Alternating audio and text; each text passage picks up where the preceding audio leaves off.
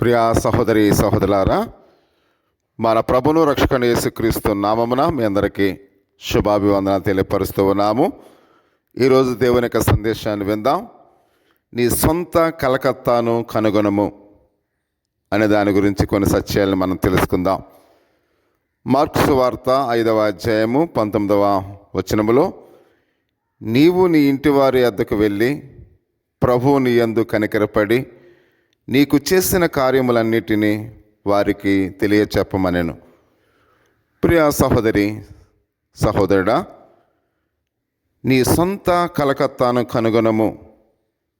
భారతదేశంలో ఎక్కువ జనసామర్థ్యము గల పట్టణాల్లో ఒకటైన కలకత్తా నగరములో తనతో కలిసి సేవలో పాల్గొనాలని ఆశించిన ఒక మహిళకు మదర్ తెరెస్సా పంపిన జవాబు ఇది. ప్రియా సహోదరి సహోదరుడా, మనం చూసినట్లయితే తన గతానంతటిని విడిచిపెట్టి ఇంత దూరముగా విదేశీ భూభాగములో సేవ చేయాలనే ఆ స్త్రీ కోరికలో ఏదైనా ప్రమాణ సంబంధమైన తాకిడి ఉన్నదా? ఆమె అభిప్రాయాలలో ఏమైనప్పటికీ ఆమె అందుకున్న అతి క్లుప్తమైన జవాబు మనందరం తెలుసుకుని ఆచరింపతగినదిగా ఉన్నది.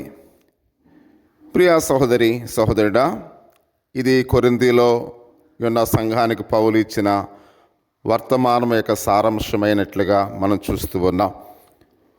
ప్రభువు మిమ్మల్ని ఏ స్థితి యందు నియమించెనో ఆ స్థితి యందే ఆయనను సేవించుడి. 1 కొరింథీయులకు రాసిన పత్రిక 7వ అధ్యాయము 17 నుండి 24 వచనాల్లో మనం చూస్తూ ఉన్నాం. జాన్ అలెగ్జాండర్ యొక్క అపోహలను సేధించే సవాళ్ళను జ్ఞాపకం చేసుకుంటున్నారు. ఈయన ఇంటర్ విశ్వవిద్యాలయానికి ఒకసారి అధ్యక్షుడిగా ఉన్నప్పుడు కొంతమంది విద్యార్థులతో ఆయన మాట్లాడుతూ ఈ విధంగా చెప్తూ ఉన్నాడు. పోయిన సంవత్సరంలో మీ ఇంటి నుండి 1 మైలు పరిధిలో మీరు సాగించిన సహాయ కార్యక్రమం ఏమైనా ఉన్నదా అని సవాల్ చేశాడు. ఆకలిగా ఉన్నవారు, ఆపదలో ఉన్నవారు, సువర్తమానము అందింపబడిన వారు మన కళ్ళ ముందే ఉన్నప్పటికీ భూమిపై ఇతర ప్రదేశాల్లో అవసరతలో ఉన్నవారు కనబడే ఆకర్షణ వీరిలో కనుగొనలేకపోతున్నాము. మనం దగ్గరగా ఉన్నవారిని మొదటగా వారు అవసరతలు తీర్చడానికి మనకు అవకాశాలు మెండుగా ఉన్నాయి అనే విషయాన్ని ఇక్కడ మనం చూస్తూ ఉన్నాం.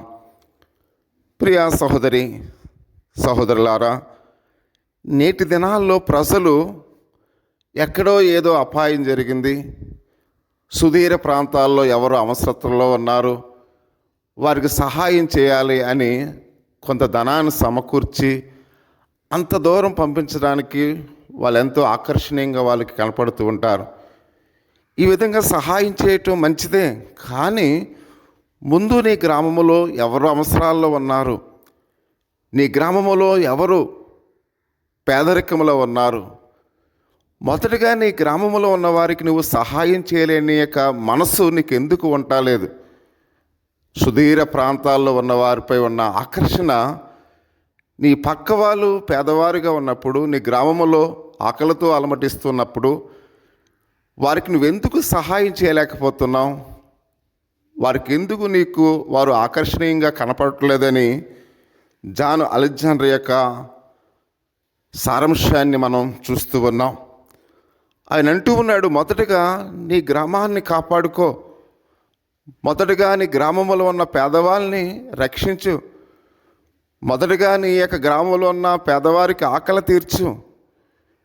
ఒకవేళ వారు సువార్త అందకపోతే వారికి సువార్తను ప్రకటించు. మొదటగా నీ ఇంటికి సమీపంలో ఉన్న వారి గురించి నువ్వు ఆలోచన చేయని జాన్ అలెగ్జాండర్ యొక్క విషయాన్ని మనం చూస్తూ ఉన్నాం. అందుకని ప్రియా సహోదరి సహోదరులారా, ప్రభువు కూడా సెలవిస్తూ ఉన్నాడు. యేసు ప్రభు ఒక వ్యక్తిని దయ్యము నుండి విడిపించిన తర్వాత అతనితో చెప్పిన మాట మనకు వ్యక్తిగతంగా అన్వయించుకుందాం.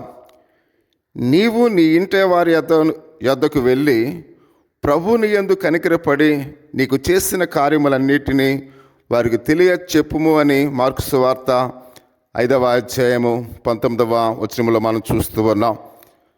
యేసు ప్రభు ఆయన మాట్లాడుతూ ఉన్నాడు కనుక యేసు ప్రభు నేత్రాల ద్వారా మనము మన చుట్టూ చూసినట్లయితే నిశ్చయముగా అతి సమీపంలోనే ఒక కలకత్తాను మనం కనుగొంటాం.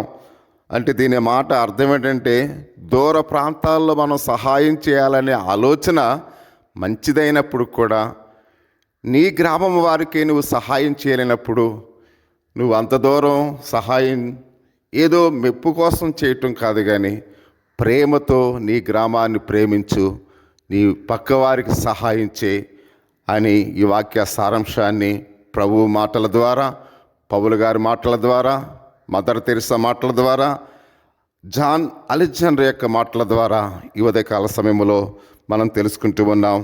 నిన్నువలే నీ పొరుగువారిని ప్రేమించు.